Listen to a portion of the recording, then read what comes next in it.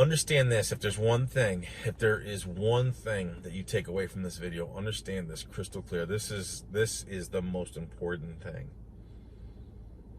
If you are seeking help from somebody who has never experienced what you want to accomplish, how can their lack of understanding of reality, how can they possibly make that a reality for you?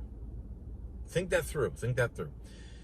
If you are going to these White Walker advisors, these fake book groups, the battle of the dingbats, who are absolutely systematically destroying people, their savings, their capital investment, purchasing the wrong vehicles, signing the wrong contracts, just completely wasting their time, money, and effort, building them, positioning them, putting them into a quagmire. If you are listening to people who don't have the same reality that you wish to achieve, if they can't deliver that reality for themselves, what makes you think they could deliver that reality for you? It's their lack of reality can never become your reality. Their lack of reality can never become your reality. You want to build a 7-figure business, you want to retire in a number of years. If they haven't done the same thing, if their lack of reality, you really think they could take that and translate it into success for you and make it your reality? It's not even possible. Not even possible.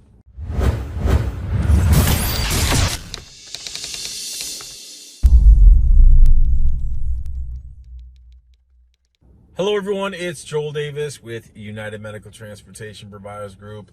You are thebroker.com and Home Care Access.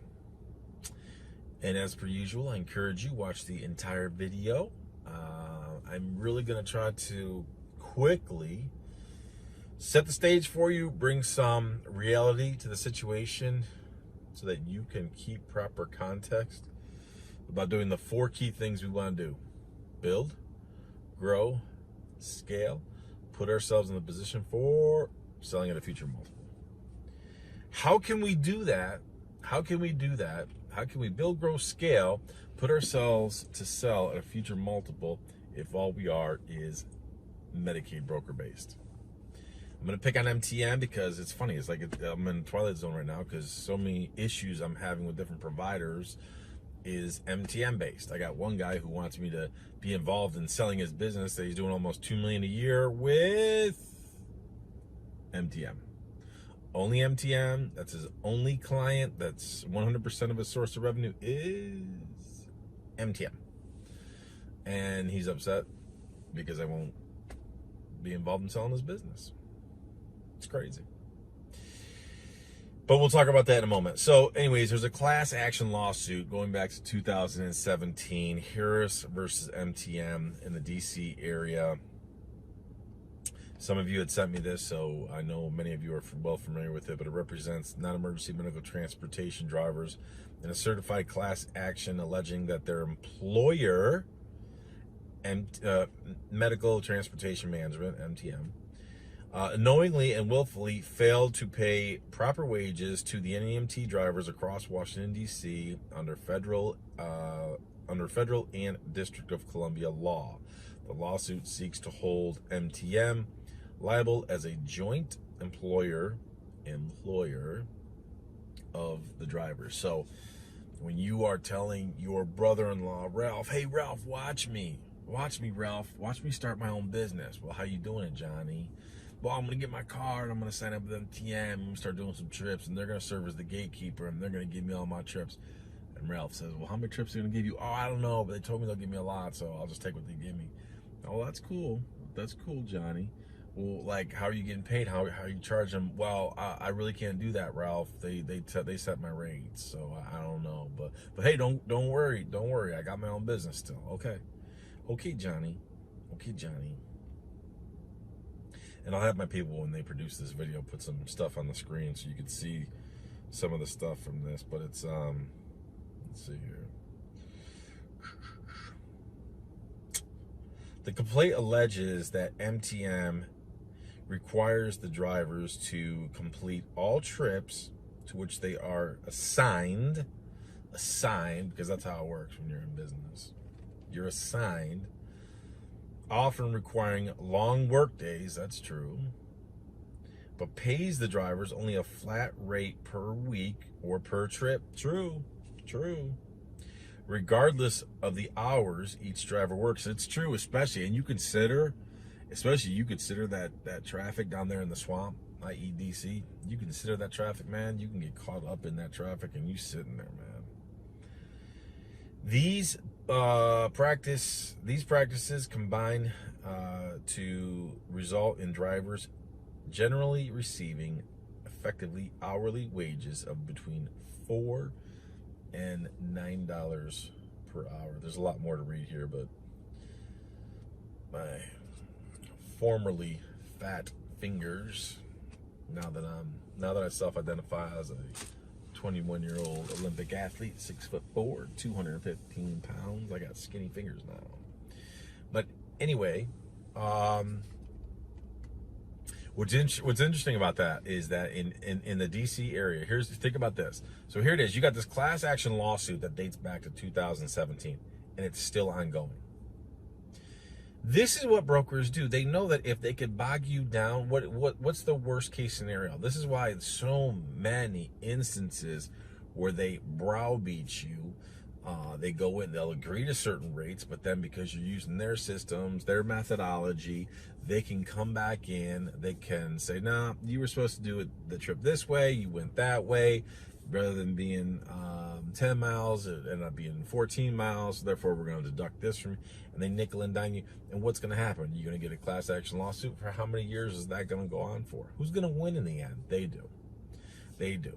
So are you able to build, grow, and scale, and then sell at a future multiple when realistically you're averaging between $4 and $9 an hour? How do you scale with that? And here's the best part about it. If you go to that area, DC area, where MTM has that contract, they require you, when you're applying for them, you have to start with 3 vehicles.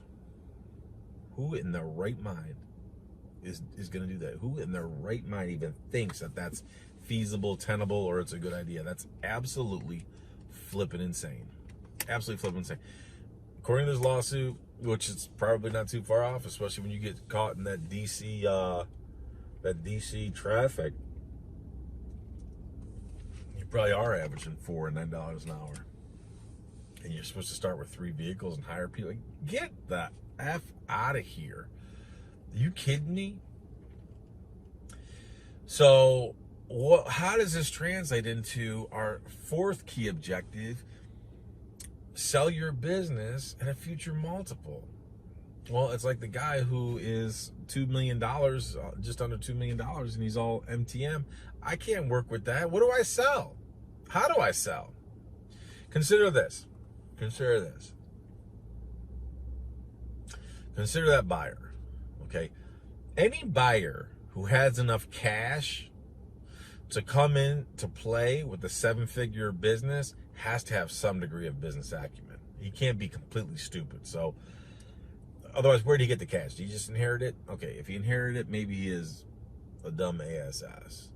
But anybody who's able to build and have and acquire and save and earn and invest and have that type of money where they could outright buy that business has to have some degree of business acumen where they're going to be asking serious questions. And when they see that you're one-dimensional or just a few-dimensional, we'll call it, you're only operating off a handful of brokers, do you really think they're not going to see the vulnerabilities? Do you really think, especially if they are an out-of-state buyer, do you really think they want to invest that much money into what is essentially buying their own job? No, of course not. So if we know we can't have someone with sound business acumen because all you are is one-dimensional, we need to find, we'll call him a sucker. How's that sound? We got to find us a sucker.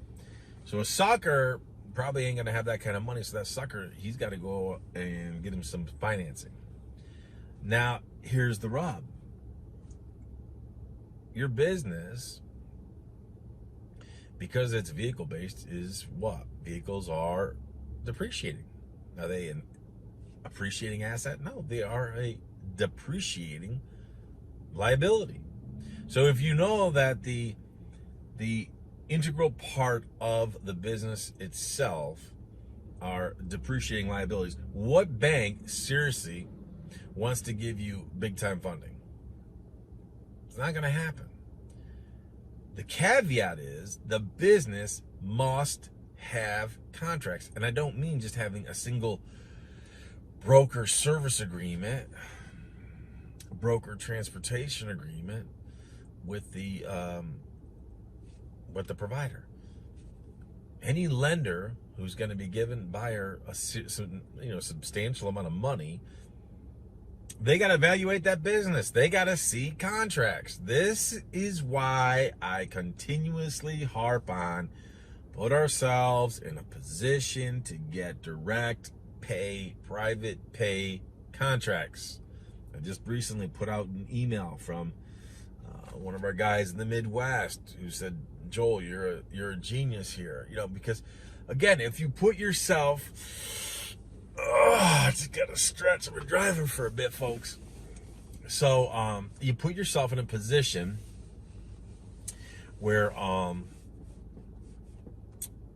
even if they're heavy Medicaid, the facility, even if they're heavy Medicaid, if they are in the position where they need you, it's amazing how they find the money. Amazing how they'll pay what's necessary. Because what's the flip side?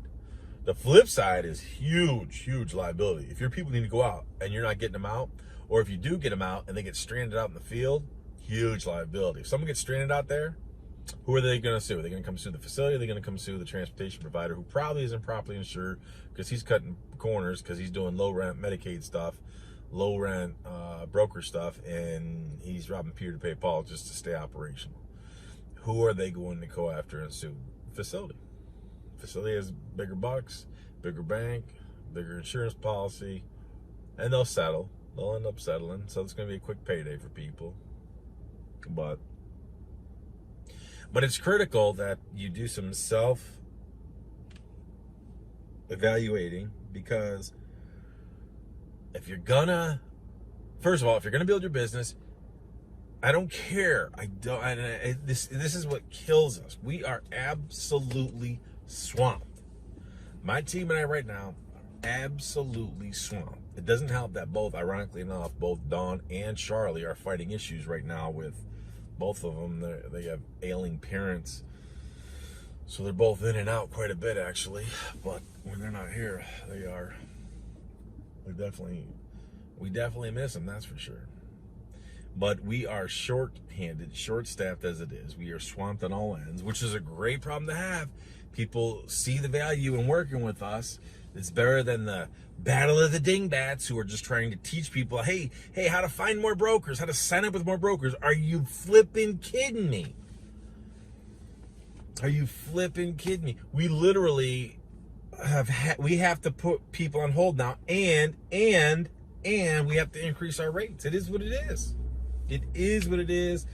And I know that's going to upset people. We've told people that we have to put you on hold.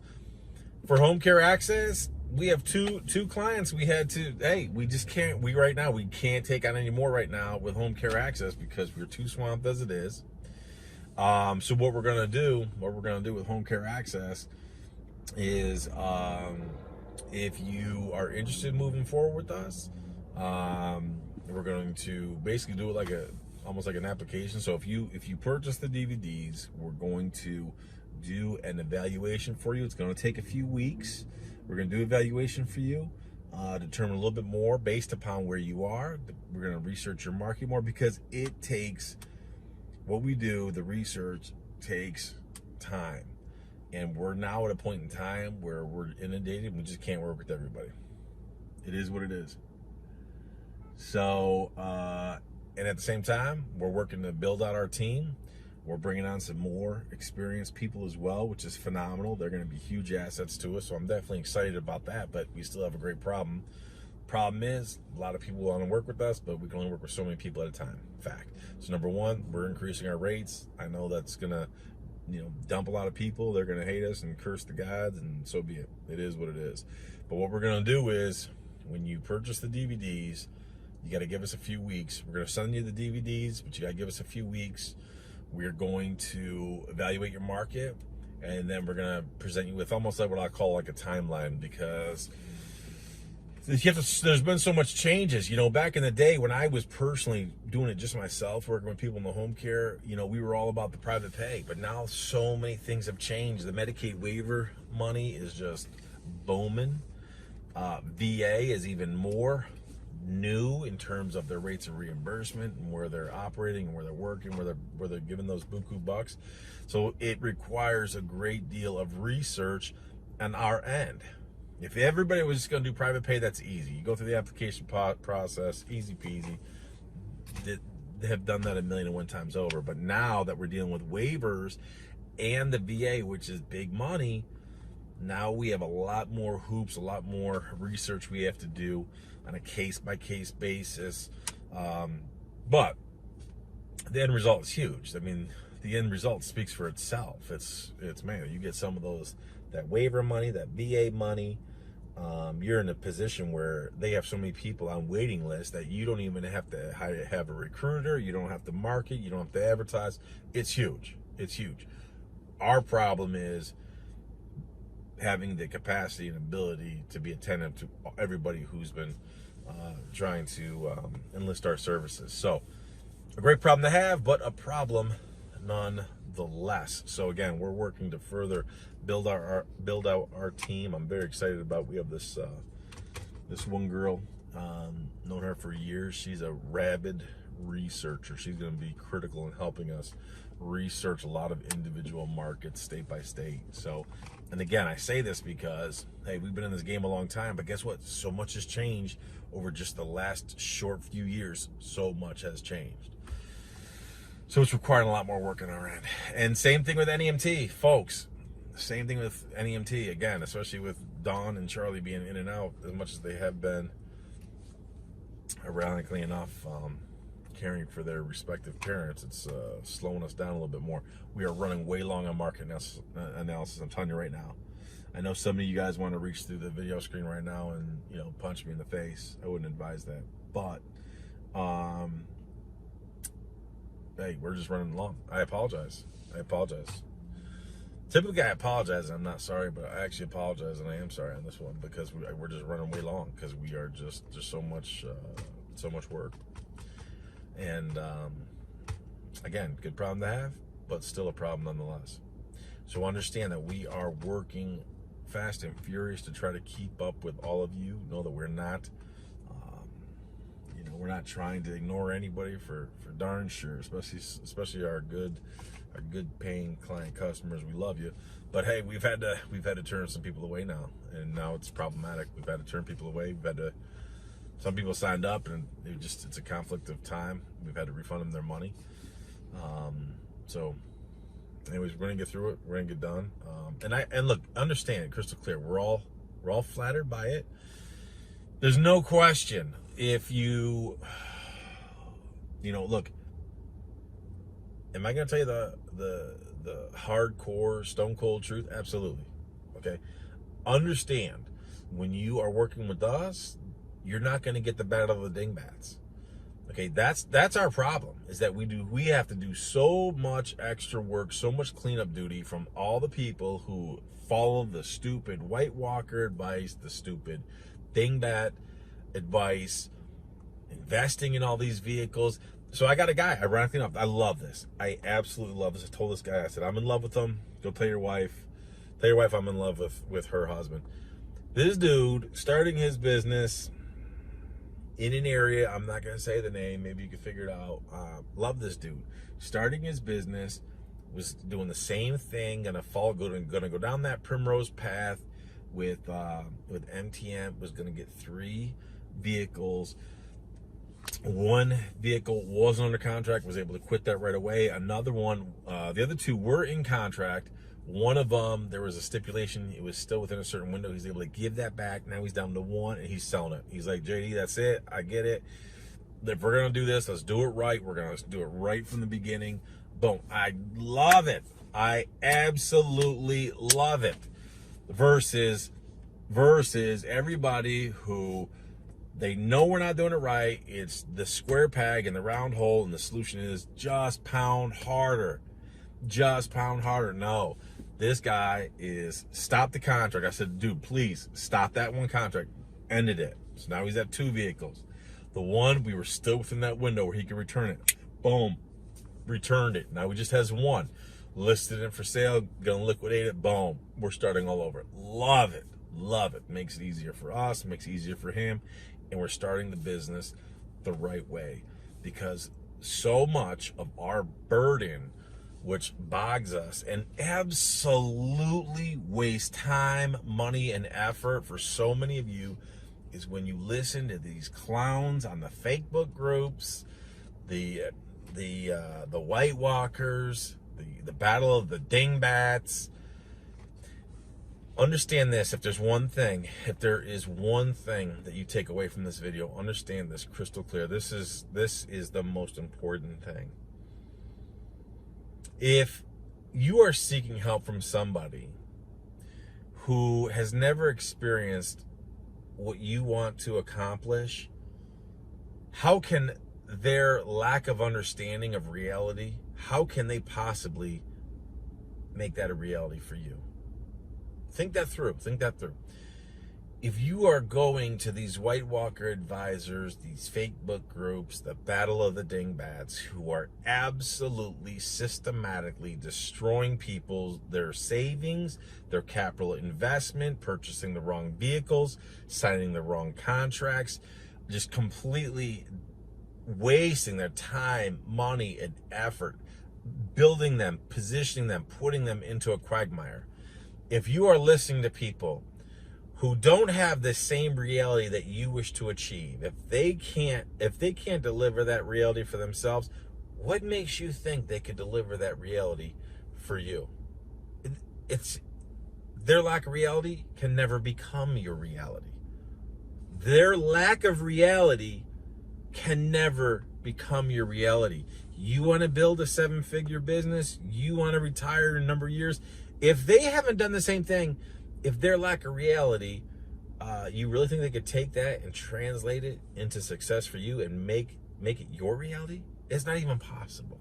Not even possible. This is why it's so critical that you guard and you caution who and what you listen to, or you are about to waste so much time, money, and effort. And even then, it is not guaranteed that we could pick up all the pieces and put Humpty Dumpty back together again, because it's never a guaranteed option, a guaranteed conclusion.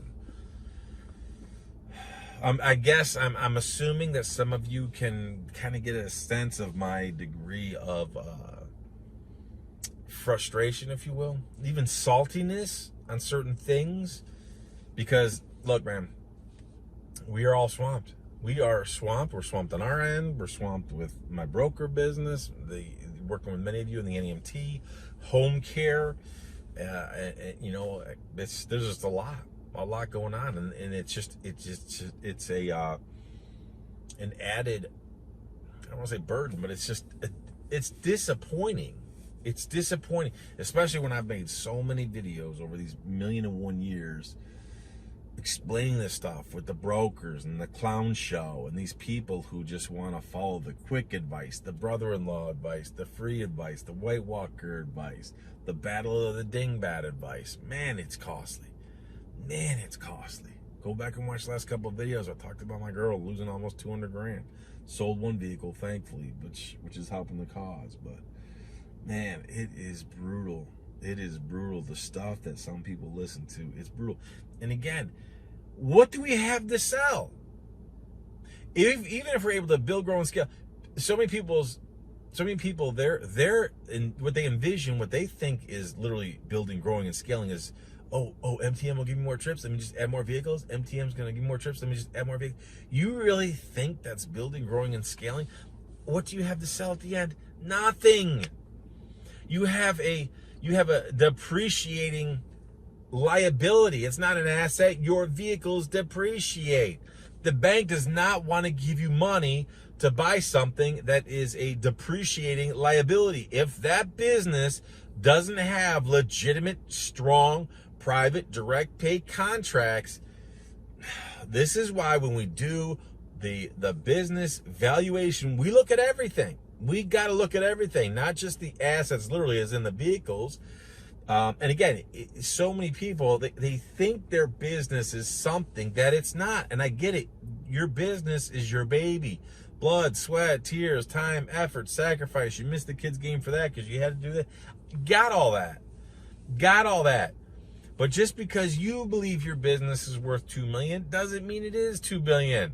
Just because you believe your business is, just because you believe your business is worth, I don't know, 850,000. Not a lot, but that's 850,000. Just because you think it's 850,000, or some broker is telling you it's worth 850,000. Sorry, man.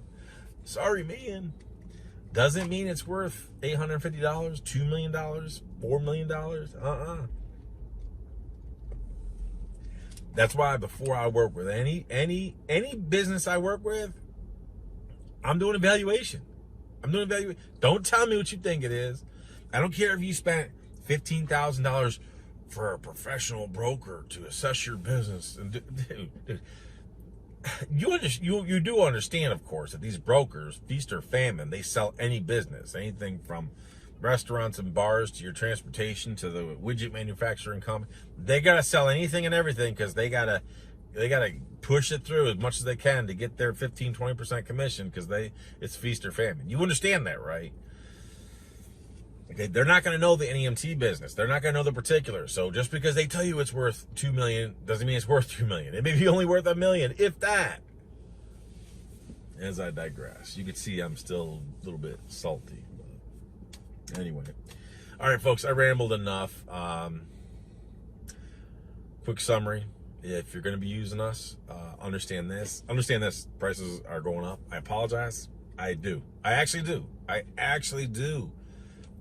But it's out of necessity because, dude, we just ain't got time. And when we do not have time for half steppers and the jokers, if you're going to be doing home care access, you're going to be in listener help. Awesome, love it. We got some good people. We're going to be adding to our team. Definitely have to. We're going to be doing that more of like an application type process because you got to give us time. We're going to research your local market, and then we're going to present you with basically what I'll call a timeline, so you can get a better idea of what you're looking at for total cost, and over how long a period of time. And again, understand that's going to be just an estimate. Nothing's guaranteed.